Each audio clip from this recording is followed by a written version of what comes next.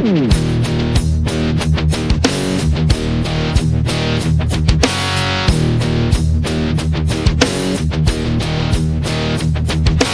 wrestling fans, and welcome to another edition of Talmbout Wrestling, right here on the Black Phoenix Network. I'm your host, the Untouchable J.R. Reckons, and this is your primary destination for wrestling conversation. Well, ladies and gentlemen, welcome back to another wonderful edition of Talmbout Wrestling, and I love you. I'm getting my brother love on. Thanks for tuning in on another wonderful Saturday. Again, it's another edition of Talking About Wrestling right here on the Black Phoenix Network. Listen, first and foremost, thank you all for tuning in. You know we got to get that out of the way all the time. Thank you all for tuning in. We are on the road to episode 50. That is even crazy for me to think of. It's been almost, if not a little, it's been almost a year. I don't think I was doing this at SummerSlam. So it's been almost a year. But maybe I was. I'm not even sure. I definitely wasn't doing by the time of All In Texas. So it hadn't been quite a year yet. But we're on the road to episode 50. That is crazy for me to even think of and believe that that's a thing. And yet, here we are. Here we are. I don't know exactly what I'm going to do for 50. All right. I have some ideas. I'm not going to say anything. You know, I'm big on the surprise, right? I'm big on keeping the surprise, making the surprise, and the surprise being the thing. Once you get the surprise, boom. So for episode 50, who knows? But you know what I don't want to be a surprise? How many subscribers I have. So we're on the march to 50 episodes. We're also on the march to 50 subscribers by episode 50. That gives me like 8 weeks, I think. I think it's episode 42. So give me about 8 episodes to do it. If I don't end up taking like a week off, I shouldn't. And even if I do, I'll probably make up for it and do like a double, do a whole weekend or something. But because I want to keep that weekend, that's kind of important. But nonetheless, we are on the road to episode 50, and I would love to have 50 subscribers. So if you are new here, make sure you like, you share, you subscribe. Make sure you subscribe. Make sure you subscribe. Make sure you subscribe. If you're listening on Spotify, make sure you leave a rating, a comment, a review. Do all the things. Leave a comment here too on Substack if you're listening on Substack. If you're watching on Substack, if you're watching on YouTube, again, make sure you subscribe. Subscribe here, subscribe there, subscribe wherever you can subscribe. If you're one of those people that I've been arguing with on Threads for the last week, go subscribe. We can argue here too. I'm cool with that too. And I'll get into that in a minute. But the main thing is engage. Again, we're on the road to 50. We'd love to be at 50 subscribers here on Substack by that time. But if not, by the end of the year, we're setting like a little flexible goal there, right? So tell somebody, if you have already subscribed, tell somebody you know, tell them to subscribe. Let's build us a little community. You know, let's build a community of wrestling fans where we can do what we love to do best, and that is talk about wrestling. So thank you for tuning in. If you're new here, do all the things. If you're not new here, tell somebody else to come do all the things. So now, before we get into this one, I know what you came for. I know what you came to see. And that's why it's time for the shirt of the day.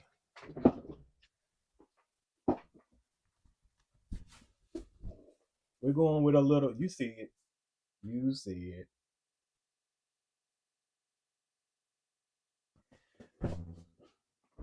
What's understood ain't got to be explained. You know what I'm saying? Ain't got to be explained. But I will later.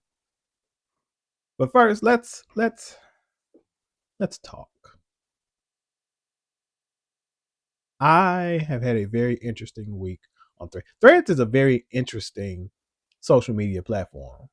I never really got into X, quote unquote, Twitter. I never really got into Twitter like that to engage with people a lot. It always felt like a really toxic place.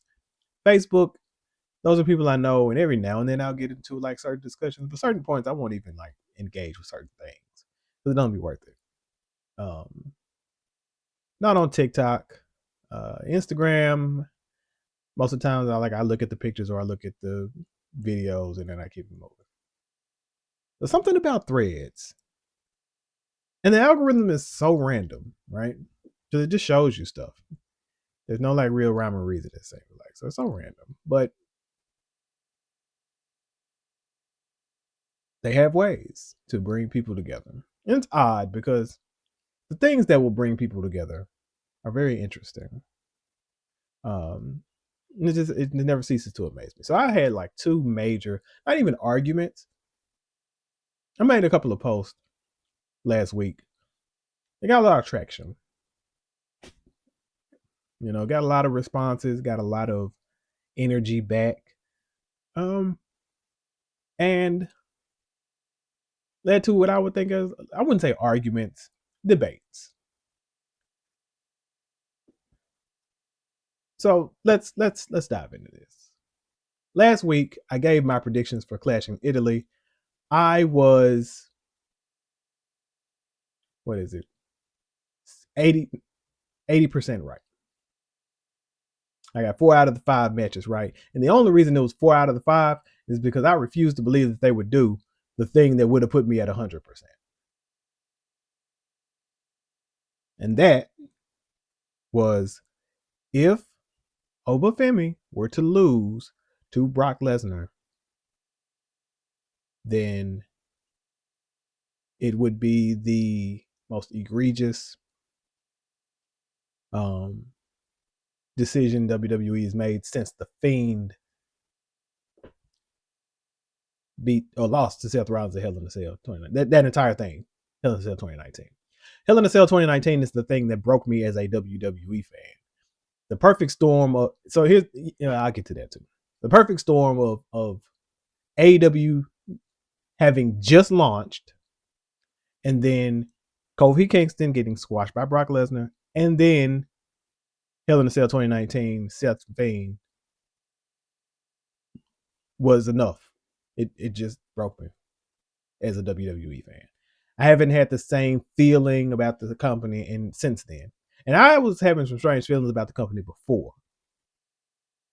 But the reason that broke me is because the Fiend was perfect. The reactions were perfect. He was over like Rover.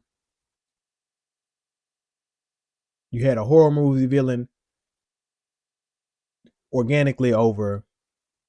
Special attraction, great.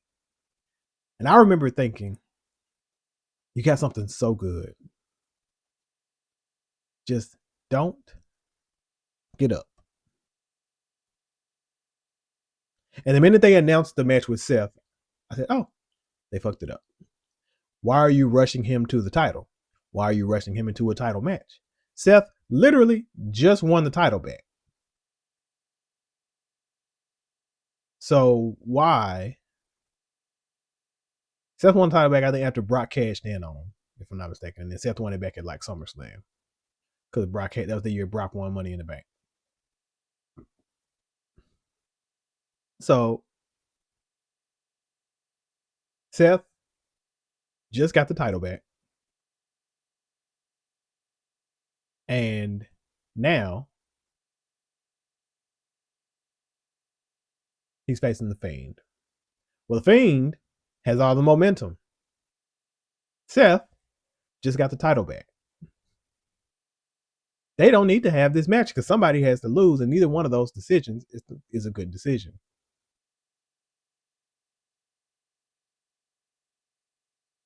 Seth shouldn't be losing this soon. Fiend definitely shouldn't be losing this soon. So what are they going to do? Well, they booked themselves into a corner, and then it was a Hell in a Cell match. So even any of the normal things that you would have at your disposal to get out, to kind of have a non-finish or some kind of other finish, a DQ loss. Fiend could take a DQ if that he could get DQ'd for something, or Seth get DQ'd for something, or a count out. Like there are some other options, but you made it a Hell in a Cell, but does anything go? So now you don't even have those. So how do you get out of this? And they did what they did, and it was trash, and we knew it was gonna be trash. And you ruined, like, so sure. After everything was over, because I guess you say Seth won. I think that's what the official decision was. So sure, After that, Fiend got it. It took all of that to take him down. It took Seth going to his breaking point, and then,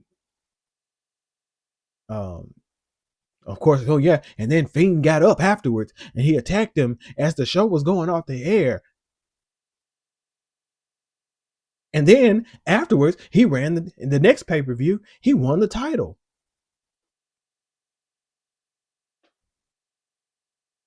It sounds very familiar to what I'm about to say.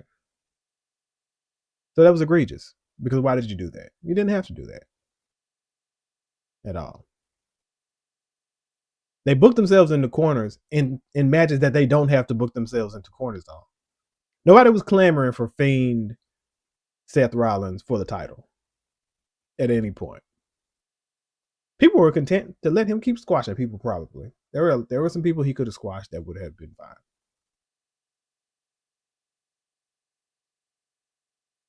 So fast forward,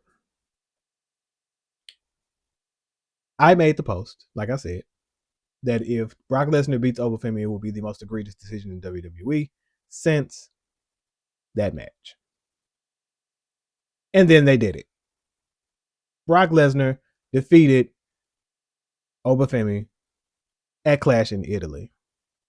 Now, what is everybody saying? Oh, it took Brock had to attack him before in his entrance.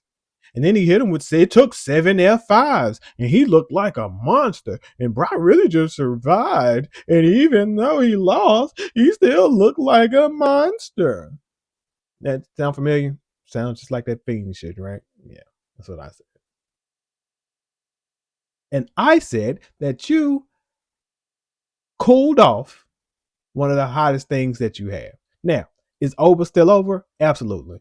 Will Oba be a champion eventually? More than likely. I'm not as certain about that as I used to be.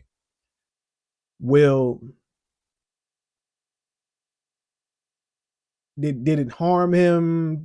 How much did it harm? You know what it did?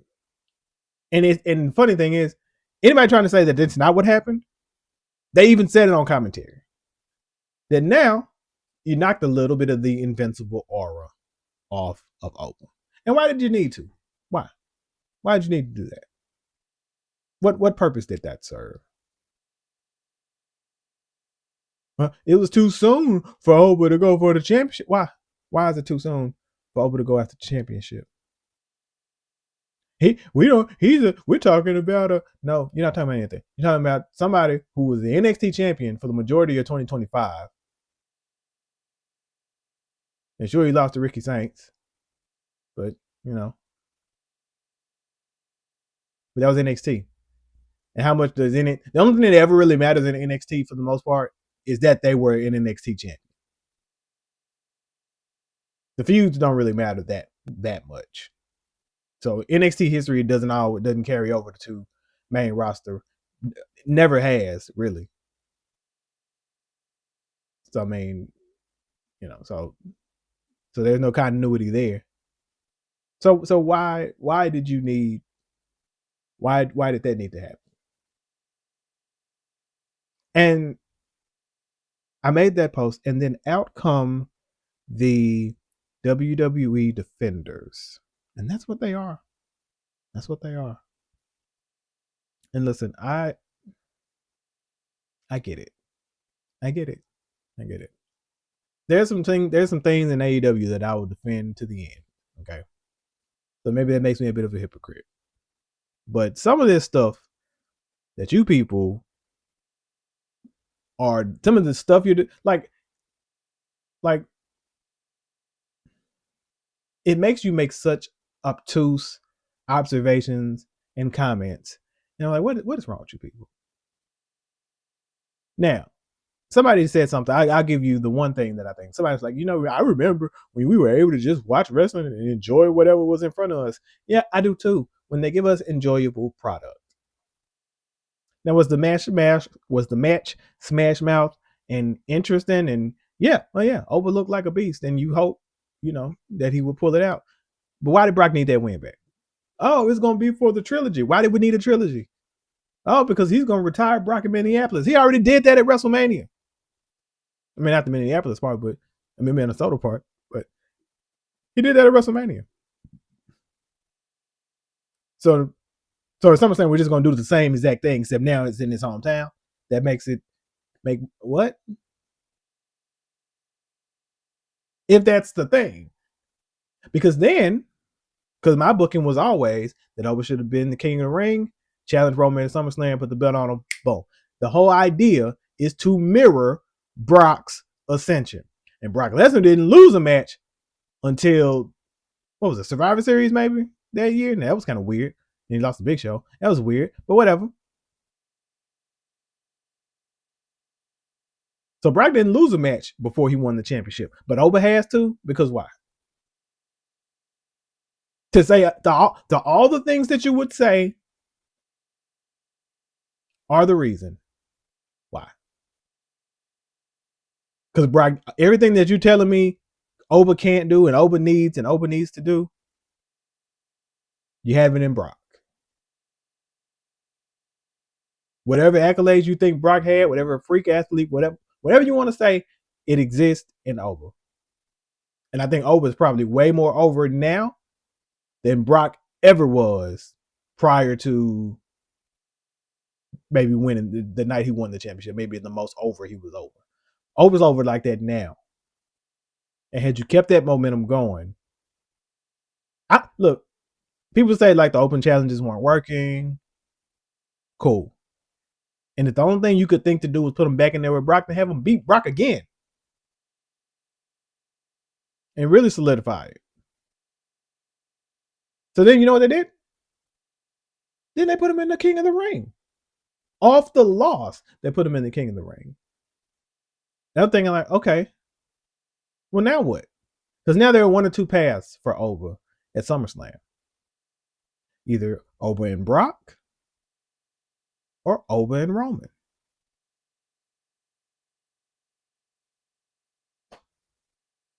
Which also means one or two things. Either Oba loses in the King of the Ring somehow, or he wins and goes on to face Roman. And again, if he wins and goes on to face Roman, which I would expect he would win, because I would hope that you wouldn't feed him to Roman too. And a lot of people seem convinced that would be the way it would go. And I would think like, that didn't even cross my mind. But hell, at this point, maybe they would. So I would hope you wouldn't feed him to Roman too. It's too soon. Roman's the champion, and Roman's not going to lose the title anytime soon. He should. That's right there. But okay. So then what? If all that happens, then if he wins the King of the Ring, he goes on to SummerSlam, he faces Roman. Win or lose, really, that part doesn't matter, though he should win, but whatever. Then what was this loss for? And what is they've now mentioned twice that is one and one. So there'll be a third one. And it makes sense for it to be in Minnesota. So I'm 90% sure that I'm also 90% sure, again, especially with WWE booking, because it is that predictable, that they would make that match there. Which means that he probably loses in the King of the Ring tournament. How would he lose? Probably because of Brock Lesnar. Who's on the other side of the bracket that would probably win? Seth Rollins. So they're going to protect Oba in the loss by having Brock cost him. Which will mean that he would now have two. Because that's probably, I'm certain that's how this goes. Oba gets to the finals. Seth gets to the finals. They're having the match. Oba's giving Seth the business.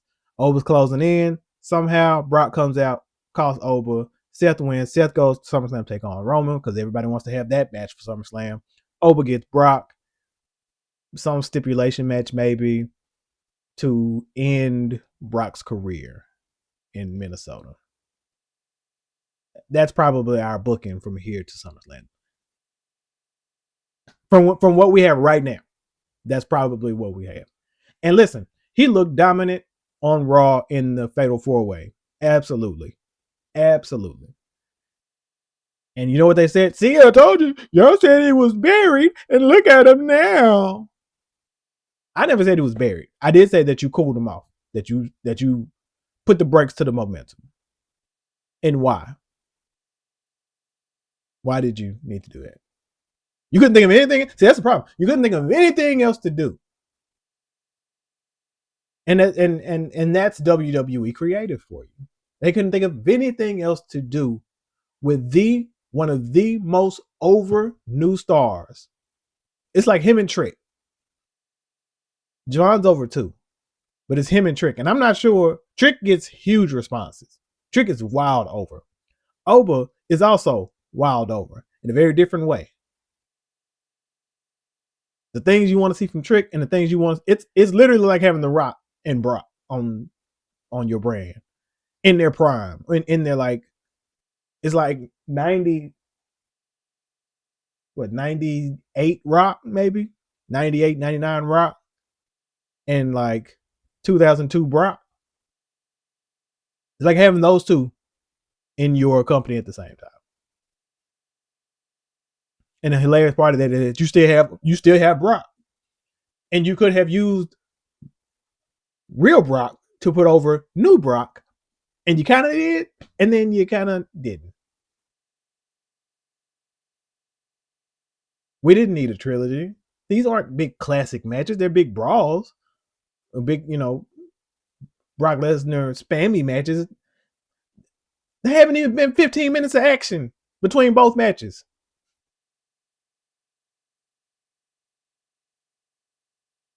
So what do we even? And so here's the thing. So all of that to say, that's me criticizing the decision, but I'm gonna criticize you people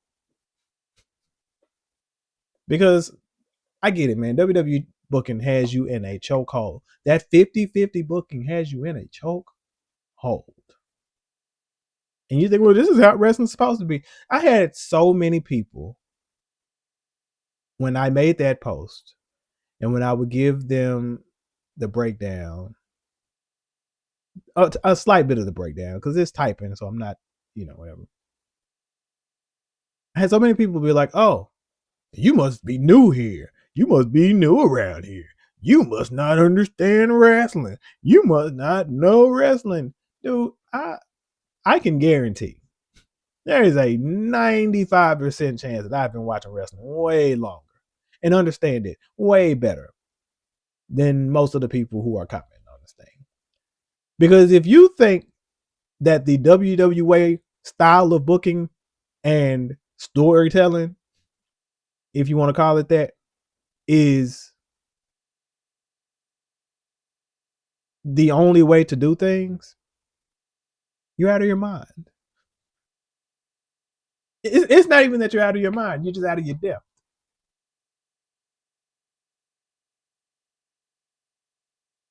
Listen, I'm an AEW fan through and through. Matches are A1. You know what else I see about AEW? I saw somebody say this recently. Oh, AEW just throws on a bunch of matches, and sure, they're 5-star matches, but there's no story. Again, tell me you don't watch the product without telling me you don't watch the product. It's the same thing. There was no reason for Brock to beat Oba except to stretch this out, even though it didn't need to be stretched out. We didn't even need a rematch. So we let alone we didn't need a third match. We didn't need a trilogy. Oba just could have beat him.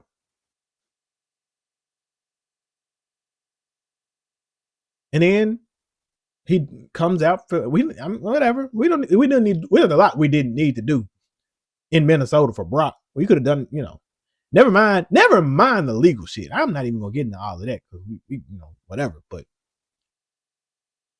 just off of a wrestling booking standpoint, we didn't need to do it. We did not need to do it.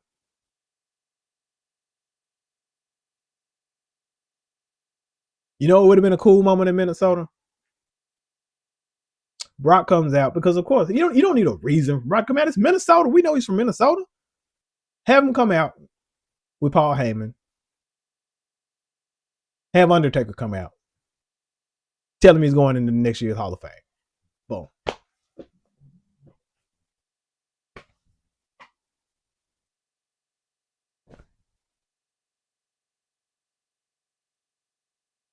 That's a moment. That's all the moment you need. We did the thing. Okay, so anyway. But yeah, I saw about you don't know wrestling. You don't understand wrestling. Why would they put him against Roman in the middle? And Roman's doing this stuff with the family bit. Well, there they are. Yeah, we didn't have to do that either, but we are.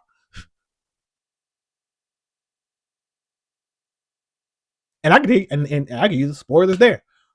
Oba's gonna beat Brock. Roman's gonna beat Seth because Roman has never beaten Seth, so he has to get his win back finally, or get his one win finally, and that'll be it. Whoop de doo. Probably a night one, and well, Cody's in the mix, so Cody will probably be main event one of those nights. But big to do, big to do. And then we're right back to the same space that we were with Oba before between WrestleMania and Clash in Italy.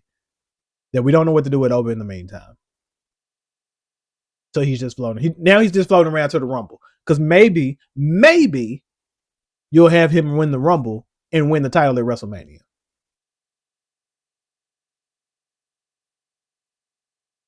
And will it all still be good? Will it be great that he's champion? Yes, it will.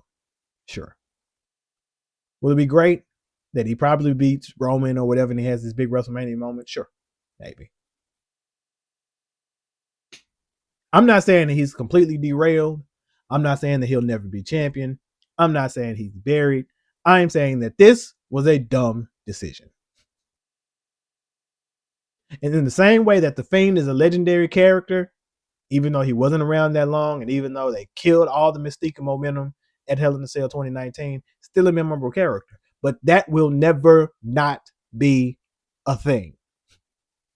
Because for as famous as he is, there's that bit of infamy as well. For as good and big as he was, there's also like, but he could have been so much bigger had they just not done that dumb shit.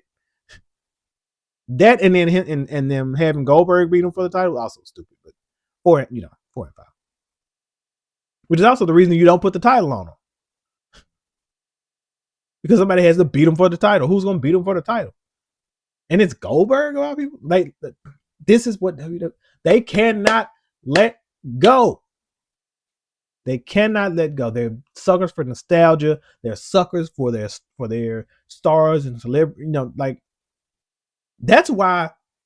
Listen, there was like a month or so ago when Triple H was giving an interview and he's talking about like the QB1 thing and like, Cody's the guy and Roman's the guy, but there's nobody else basically. You can't just plug somebody. Yes, you can. You got him right there. You just got to have some balls and do it. Hell, if that were the case, then you and The Rock would have never been the guys when Austin and Undertaker went down in 90, what was it, 98, whatever year it was that went down, 98, 99, 2000, whatever it was. Whatever year it was that Austin and Taker were out. And Rock and Triple H carried that company for that period of time. That never would have happened. Never would have happened. Never would have happened if they had the philosophy that they have now. Now you just got Cody and you got Roman.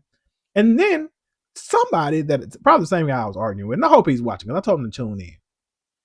And as a matter of fact, let me clip this. I'm going to clip this and put it on Threads because I want him to see this.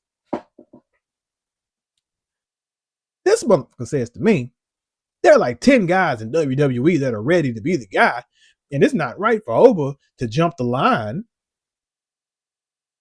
Why would you push him so fast? And he's not ready to jump the line. What? 10? I stopped. That was where I stopped arguing. I stopped arguing at that point. We're not in the same level of. I was comparing it to Brock. And he's like, well, with Brock, it was like 5 or 6 guys, but now it's like almost 10. What? Where? What? Huh? What? There are not 10 people on Raw. There are not 10 people in this company that are where Oba is. Is he under Cody? Sure. Is he under Roman? Sure. I can't think of 3 more. I can't think of 8 more people to put in front of Oba. I'm at a loss. Seth, maybe Seth, maybe Seth. Should Braun Breaker have a run? Maybe eventually.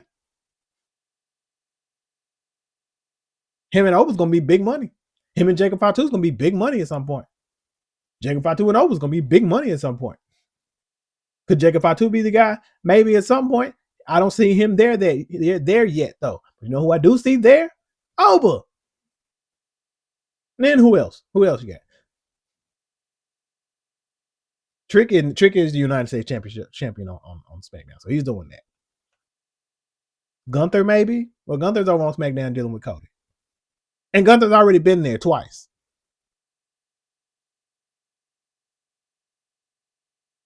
Gunther's already a 2-time champion.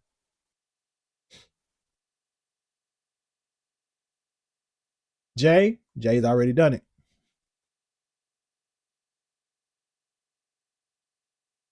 There was no reason. There's no reason. I'm getting off the soapbox. I've been talking about this for 30 minutes, feels like already. So that's it. That's it.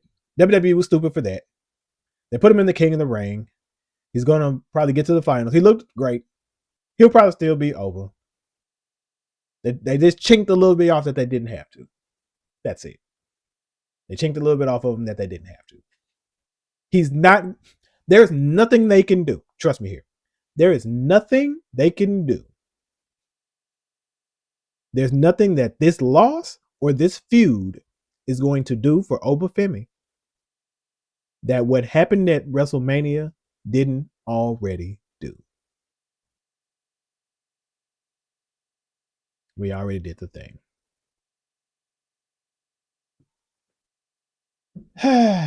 Moving on, man. Let's get into the meat and potatoes. I didn't even mean to talk about that long, but you know, the IWC is an interesting place, man. Because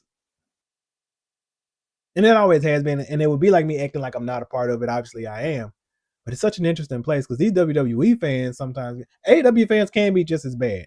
Listen, I'm not because those that hate WWE can be just as bad. I like to think of myself as a bit of a realist. If WWE does something good, I can acknowledge they did something good. What they're doing in AAA, this El Grande Americano match, Los Grande Americanos is what I guess we would call it. The mask versus mask match is one of the few times that a feud of that magnitude had a blow off that lived up to the feud itself. Absolutely stellar. Being called one of the best WWE matches, which is weird because it's in AAA, leads to, is absolutely, great. Mind blowing on a lot of levels because we're talking about 2 white dudes posing as luchadors in Mexico, and it's the most over thing in the company. Which leads to another thing that I did, and I won't get too deep into this because this goes just political shit, and I don't want to do that here necessarily. Because I just like, isn't it strange to anybody that like the Undertaker supports who he supports politically, and is also running AAA, which is full of those people that the person that he supports doesn't like.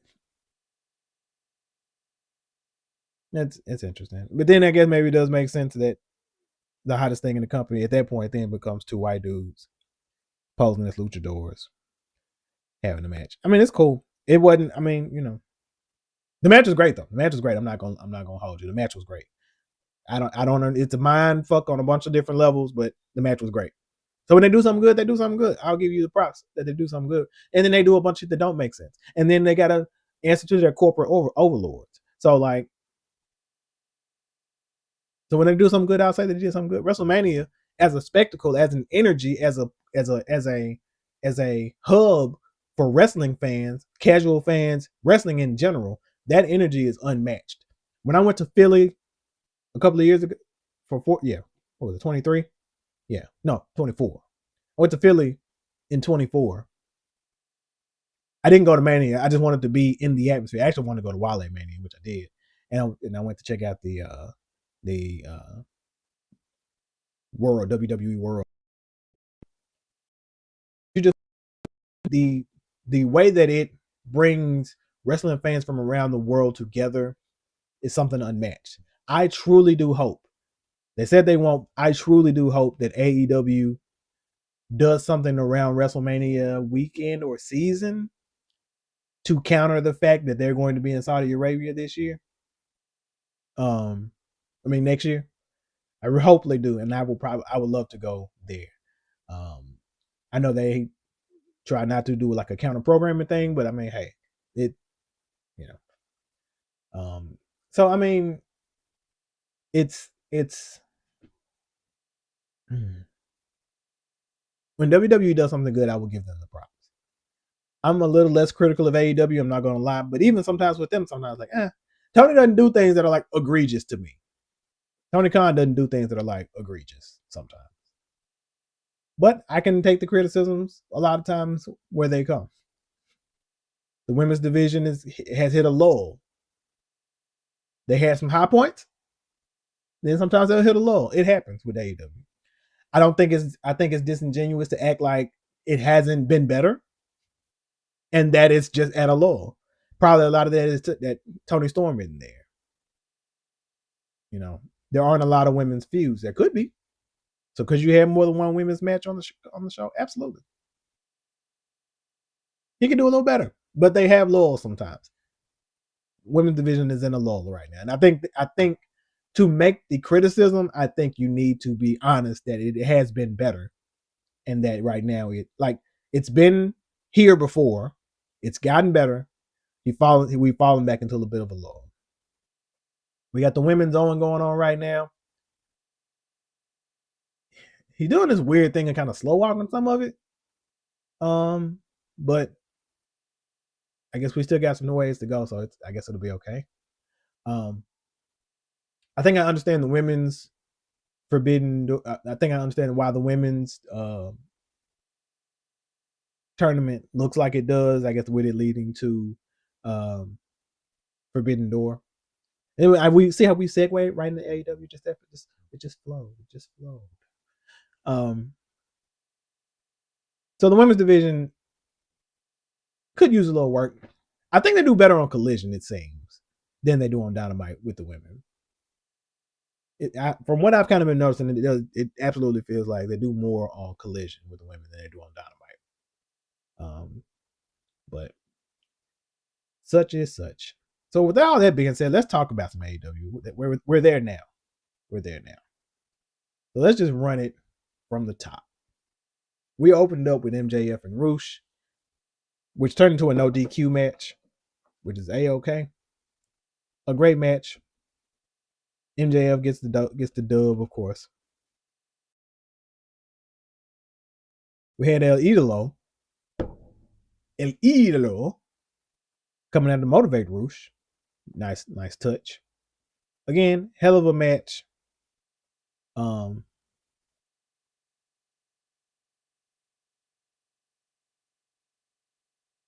It just Roosh. Like I said, Roosh has been on the run here lately. They have been. I said it when it started happening. I'm like, they're going to do something with Roosh because he's just having a bunch of random matches, or random squashes, and he'll get on the mic and do his catchphrase, and then that'll kind of be it. So I guess they were making him more recognizable to have this match. I don't know if they're going to do anything long term with him like that, but I guess they had to make him a player. So it's a good match. All in all, of course, MJF got the win. Out comes Mark Briscoe because MJF was going to attack Roosh after the fact. Out comes Mark Briscoe for the save. MJF kicks him in the nuts. Bails. And then we get Mark Briscoe, Leo Rush. I don't know what Leo Rush is doing, but I like it. It's really strange. I won't even say that I like it. I'm just intrigued by it.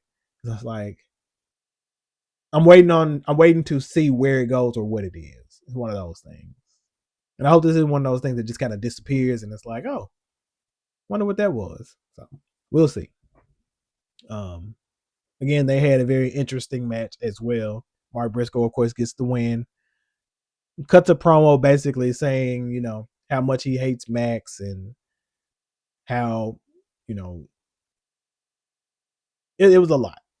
It's a very lengthy promo, basically challenging MJF for the title. I'm not sure when that match is going to happen because I don't think that's a Forbidden Door match, but maybe it is. They're not too much um to not uh, put in kind of an internal AEW match as the main event of Forbidden Door. It's funny because Ishii just showed back up. He's always like the bridge to the Forbidden Door a lot, so we'll see where that goes. Again, this match is looking kind of. I mean, Forbidden Door is looking kind of strange from the Forbidden Door aspect of things. They've widened it out to include CMLL and Stardom, which is where I get in when I say with the women's Owen. So it's really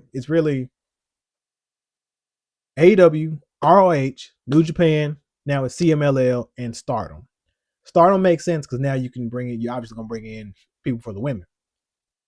I'm assuming there'll only be one.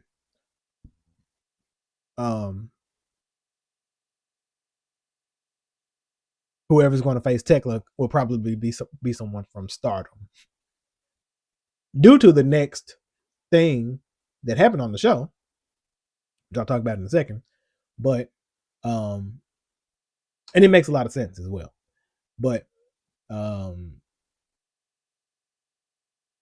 it's looking a little thin. Like I'm not sure where we're going direction wise as far as the Forbidden Door aspect of things. It didn't take a lot. It just takes people showing up.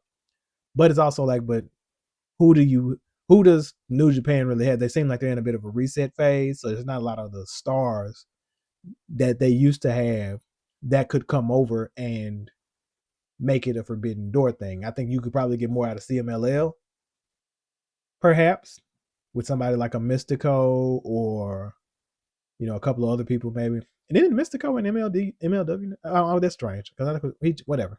He's all elite now anyway. So, he's on a 2-way contract. So maybe they'll get more from CMLL.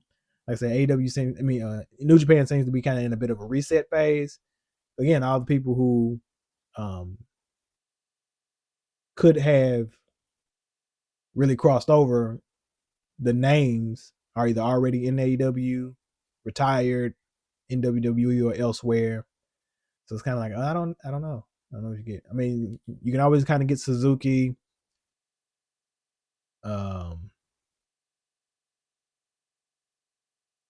Tanahashi's retired.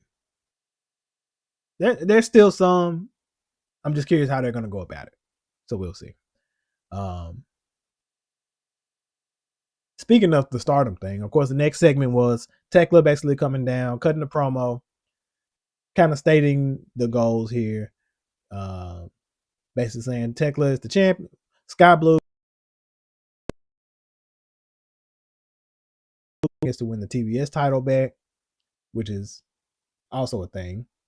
And Tekla is declaring death to Stardom. They bring out a ladder. She climbs the ladder, spits on the Stardom logo on the screen. And it makes sense. Obviously, she was in Stardom beforehand. She got fired from Stardom.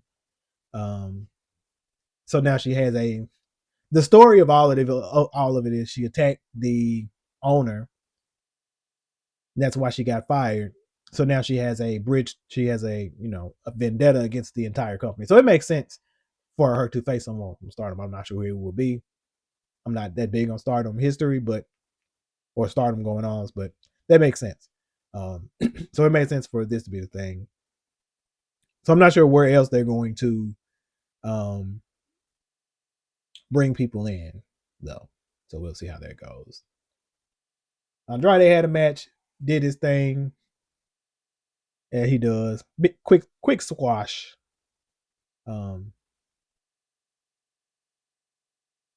Makes his case to challenge MJF, says he wants the title as well. Out comes Don Callis to introduce the newest member of the Don Callis family, the Jet Kevin Knight. Course. Of course, he went to the Don Callis family. It's not even that it's bloated, because he got like the heaviest of hitters. So Jet just kind of replaced Takeshita, essentially, is what he did.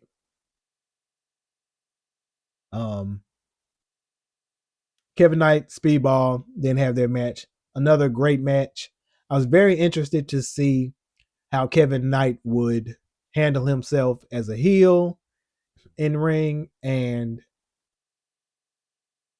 if he again, I hear this all the time. People feel way more comfortable as the heel than the babyface. It's a really wild thing. Like as kids, you always kind of picture yourself as the hero.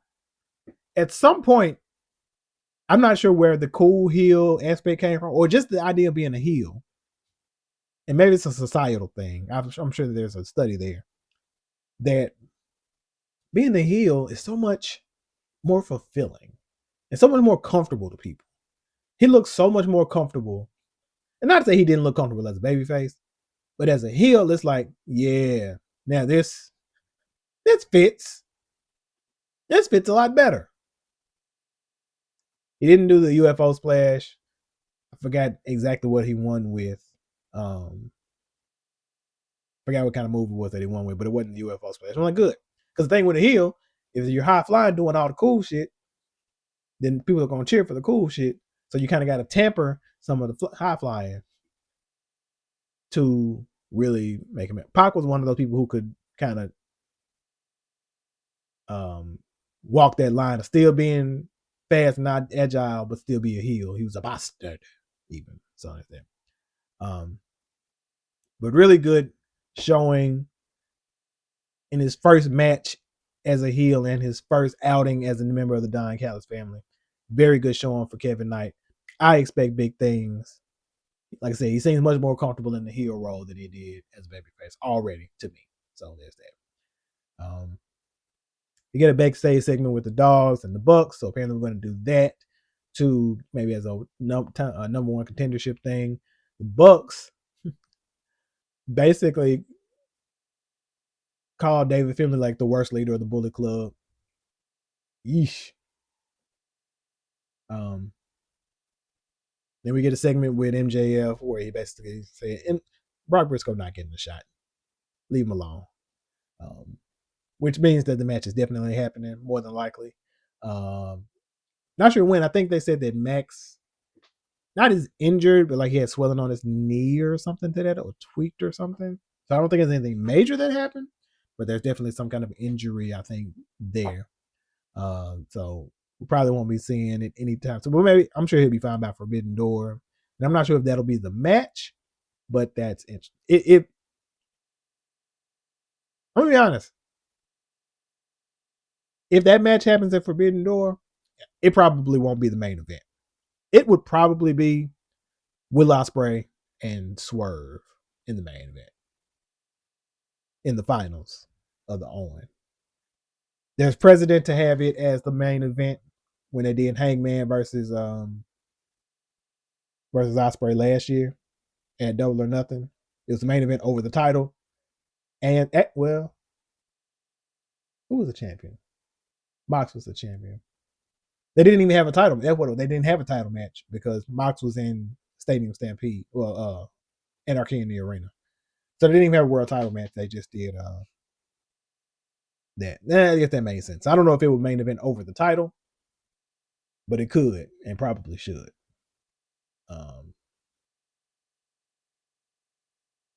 Next up, finally, after like 3 weeks at this point, we get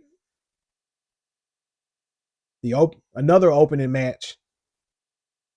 I mean, again, slow walking this tournament because Athena qualified at Double or Nothing like 2 weeks ago. And now we finally get another one. And it's Alex Windsor taking on the wild card, who just so happens to be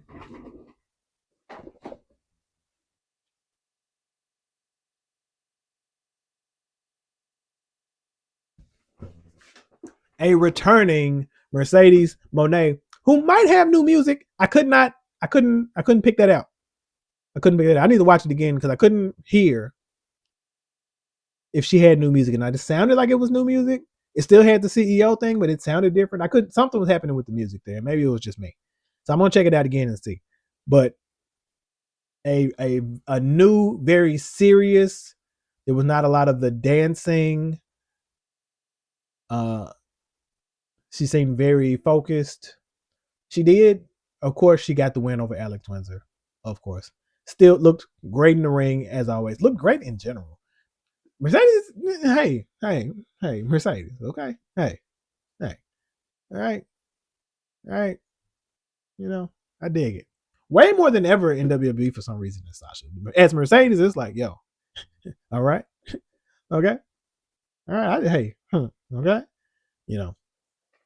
Um, she leaves with the Owen Hart Championship, looking to be the first person to go back to back.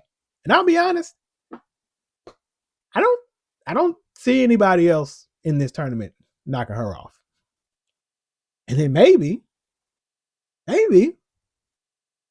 for the second time, because I think it happened last year as well. It, Here's the thing about 50-50 booking, because I made a big spiel about it earlier. 50-50 booking is fine in certain manners. This trilogy of matches happening in 1 year that's happening like with Owen and Brock, which is unnecessary to begin with, silly.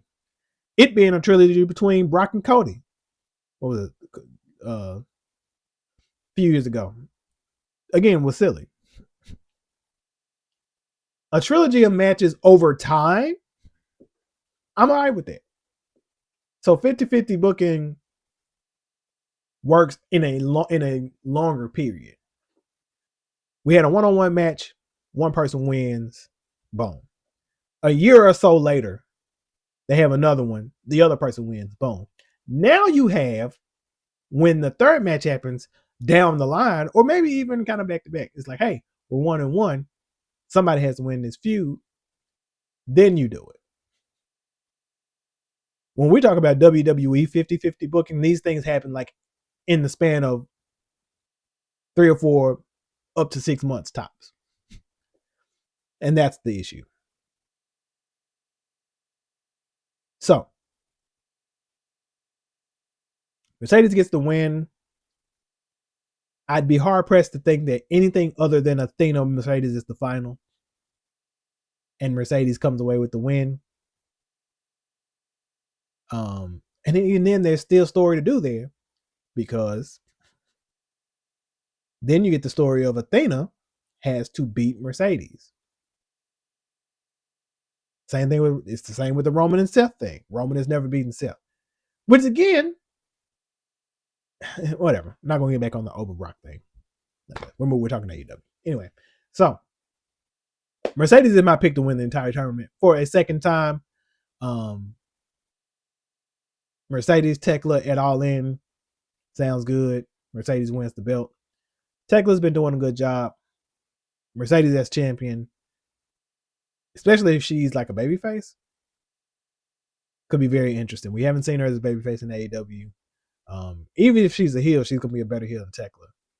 Well, I won't say better, a different heel than Tekla. And I think there's a little more meat for people to challenge her and for her to have fused than there are for Tekla right now. I saw somebody make the statement, since we're in the women's, it's the only women's segment. Well, those were the only two women's segments. Thing about Tekla, they compared Tekla and Liv Morgan. They're saying that, okay, let me make sure I remember this. Liv Morgan is set to feud with Stephanie Vaquer. Stephanie Vaquer got hurt, and WWE, rather than pivot, just has her doing nothing until whoever wins Queen of the Ring. So she's just sitting around waiting for somebody. Tekla, on the other hand, is in a similar but different situation in that there's no big or ready feud for her. But instead of sitting her out, they're just giving her scraps to get to whatever the next thing is, which seems to be the winner of the Owen. Now, both of these situations are accurate, actually, and neither one of them is wrong or their fault. Liv is a little bit more strange because I'm like, to sit Liv down as champion because you seem to not be able to know what else to do with her in the meantime, is odd when you have such a stacked roster of women. Now the two biggest ops are right there in front of her in Roxanne and Raquel, but you're probably not ready to do that yet, and I understand. Becky just lost the Intercontinental Championship, so she's been doing something else, so that wasn't a thing. Soul obviously is in that. Bailey's right there, but I guess you're trying to have Bailey tied up in tag team stuff, so okay, cool. So is Lyra. Again, I guess you're trying to have Lyra tied up in tag team stuff. Cool. Maxine Dupree, but now you seem like you're trying to turn her heel with the Vision.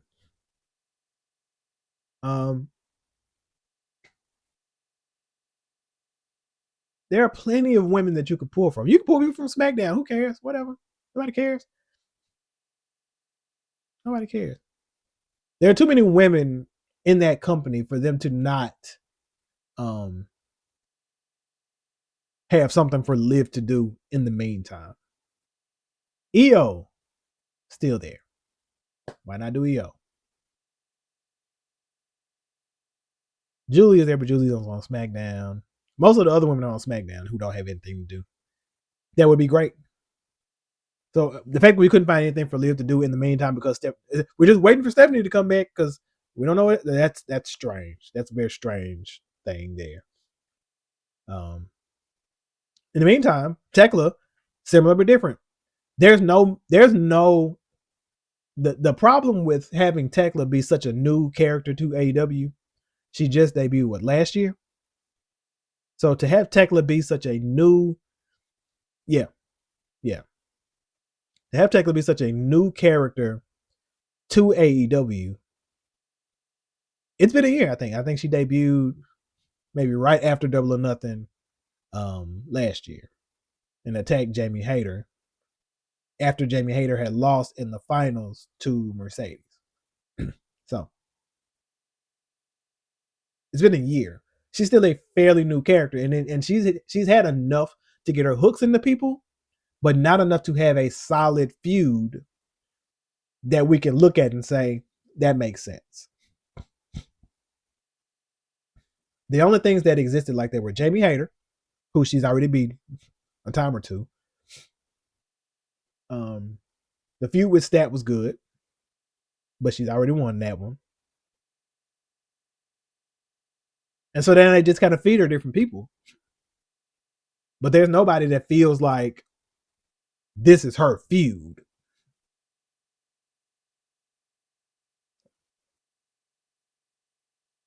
So we're kind of just waiting to see who wins the Owen.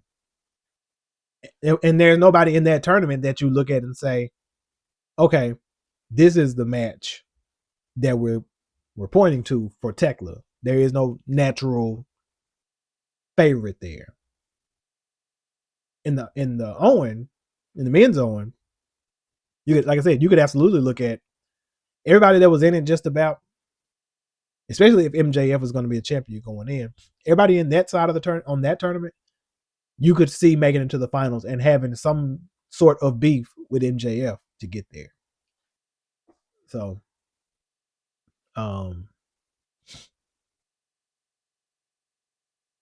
so all that being said, they're very interesting scenario, and both are right, and neither of them are being booked in the best way. The TBS title right now is in flux because they're going to have a survival of the fittest match for that. I want to say in July, which is probably after Forbidden Door. Um, that's a while, but I get that we're mid.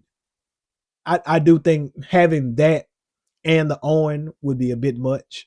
So having something after the Owen to save that you're gonna book to get this new champion, I think is the way to go there.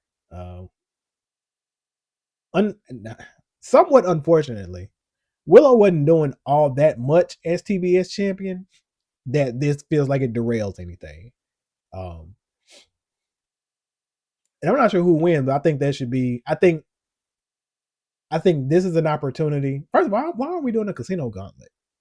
Why are we doing that? Actually makes a lot more sense than survival of the fittest thing. It was casino gauntlet like you did for TNT. Whatever. Um, I think this is an opportunity to put the title on somebody new and different, kind of in the same way that they did with putting it on Kevin Knight. I don't think he was anybody's favorite to win that match, and he did.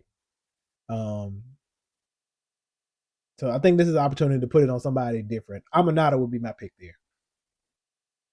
I would love to see Amanada as your TBS champion, have her on TV more, picking up some wins. So Amanada would be my pick to put the title on there. But that's neither here nor there. So let's finish Dynamite out. Basically, Okada, we get a segment with Okada and Don Callis. Okada's basically saying, I'm going to get my title back. So maybe we're going to get part 3, or is it part 4? How many matches have they had? I'm not sure. And I'm okay with that. But it also seems like we're getting Takeshita and Kyle Fletcher, because that seems to be the feud right now. But neither here nor there. Then we get a segment with Ciampa basically talking this shit to Chris Jericho, because now we're heading towards that feud. Ciampa and Jericho could be very interesting. I'm interested to see what Ciampa will bring out of Jericho, and what Jericho will bring out of Ciampa. It's going to be the other way around. What Ciampa will bring out of Jericho. Of course, the feud that Jericho will win, but Ciampa probably will get his. I feel like this run, Jericho's probably going to put a lot of people over. He may get his wins, and this again, this is one of those situations that you can do this. Ricochet kicked Chris Jericho's ass the entire feud. Jericho won the last match, but it's not like, oh no, now we ruined the whole thing. This may be hypocritical. Might be slightly hypocritical. If Oba had beat Brock 2 or 3 times, and then finally Brock wins one,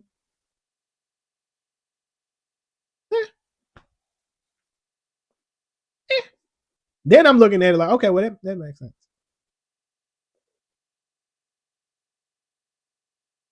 Whatever. Main event. We get our Owen Hart Cup semifinal.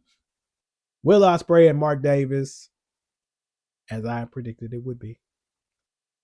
Hell of a match. This match felt like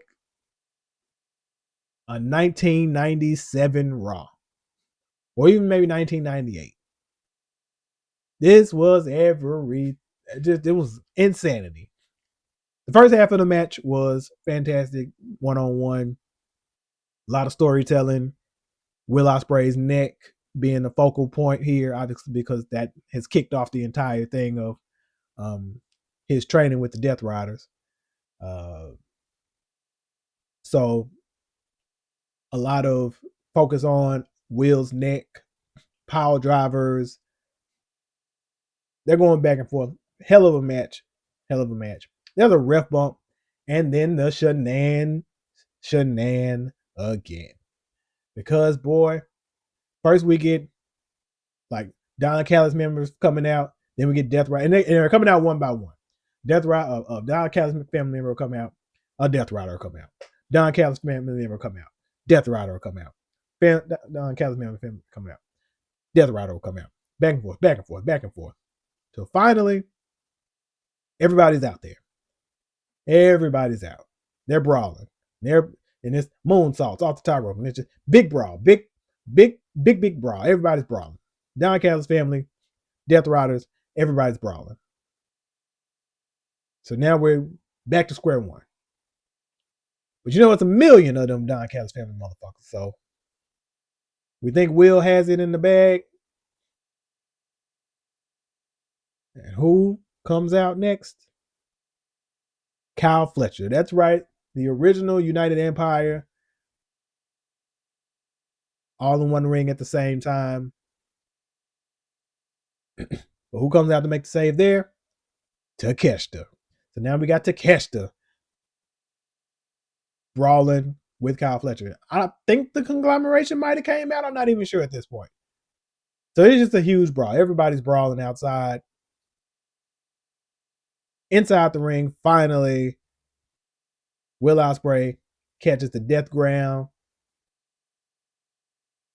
Mark Davis taps. Will Ospreay is going to the finals. Next week, we get Swerve versus Brody King.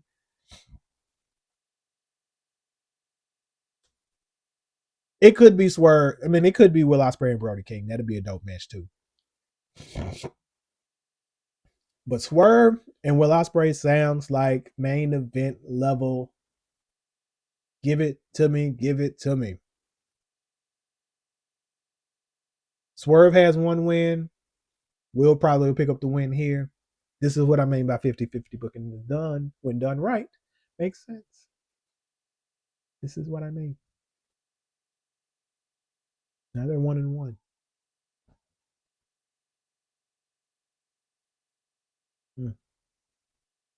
Cinema. Now again, this maybe it makes me a hypocrite. If you're watching this from Threads and you watched all this time, hey, maybe I'm a hypocrite. I do enjoy AEW more. WWE has done way more to hurt me than AEW has. Okay. And if you don't like AEW, hey, that's fine too. Don't say things that don't say things that aren't true. Like they don't tell stories, because that's just ball face. That's lazy. That's just lazy. So don't say that. But AEW has not hurt me the way that WWE has. And I'm willing to give them a lot of leeway. Because even if it's not great, it's never insulting. I think that's a bigger thing to me. It doesn't feel insulting to me as a wrestling fan, the way that like with AEW, with WWE, sometimes it's like, you just think I'm okay. You just taking me for granted. Yeah. When it's good and it's inspired, then WWE can be really, really good. WrestleMania 40 was really strange build wise for what they were trying to do. And I hate that they even still are trying to act like certain things weren't certain things, because they don't want to. They want you to be fans, but they don't want you as a fan to feel like you have power. They want you to assume that you have power, but they don't want you to really feel like you have power. The Yes Movement is why Daniel Bryan won the championship at WrestleMania 30, because they wanted Batista versus Randy Orton.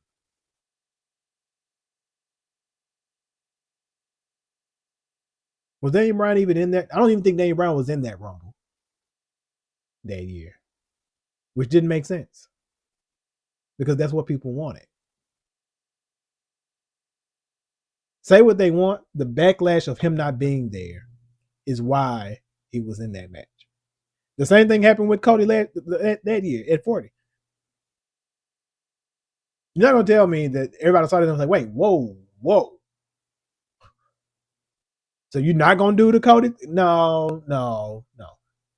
Everybody knew when he lost at 39 that clearly that means we're going to do it at 40. Because how could you not? It's clear that Cody is next up. So when they tried to pivot to The Rock, everybody immediately, absolutely not. What the hell are you trying to do here? Absolutely not. They got him out of here. So it's well within reason that they want you to feel like you have power without feeling like you have power, without knowing that you have power. Because they can't tell, because now it can't be fan backlash happened and we made a change. It has to be, oh, this was the plan all along. You just have to sit on. They don't want you to do that because then they know you will do it, and that means they'll have to do their job better than they've been doing. They will have to change some things. It's hard to serve two masters, and they have to serve their TKO master.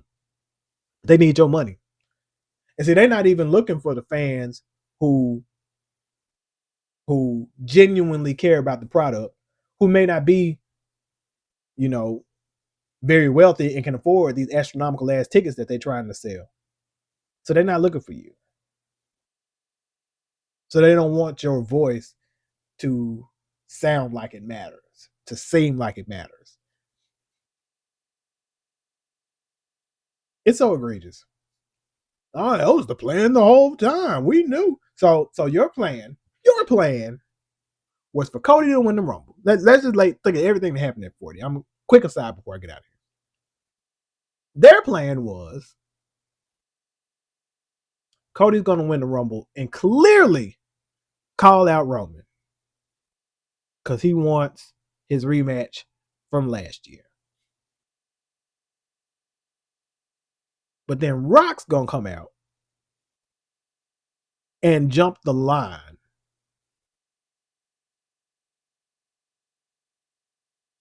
Rock's going to come out and say, no, not Roman. Let me have Roman instead.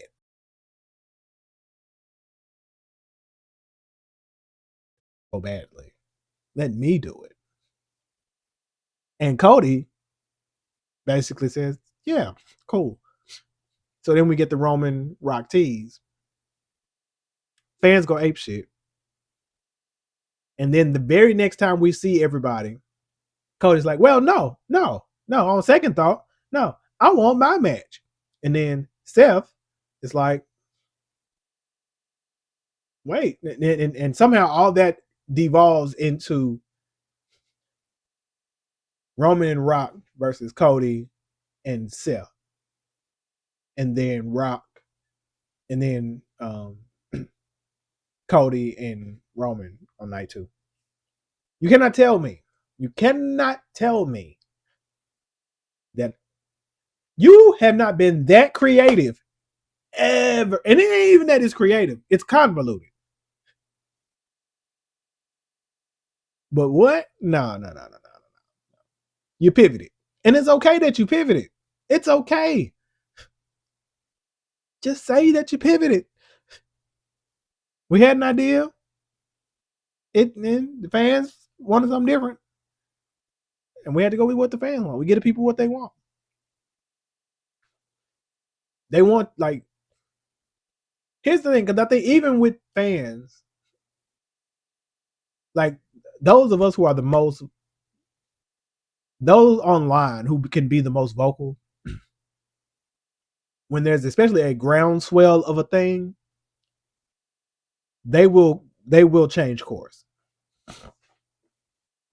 If they see that if we make this decision, this could go really badly for us as far as perception. So, yeah, maybe make another decision. They had a lot of goodwill coming out of WrestleMania 40. By WrestleMania 41, it was all gone. By WrestleMania 41, they were losing it. They had a lot of goodwill. A lot of goodwill. Moved to Netflix, a lot of goodwill. John Cena heel turn, peak. Everything leading up was kind of strange. But they had to stick the landing at 41. And that match was not good. And the rest of that run wasn't great. It's a very strange way to do a heel turn. Very strange way to roll all of that out. All goodwill by WrestleMania 42 had been flushed. They can get it back. Be consistent again.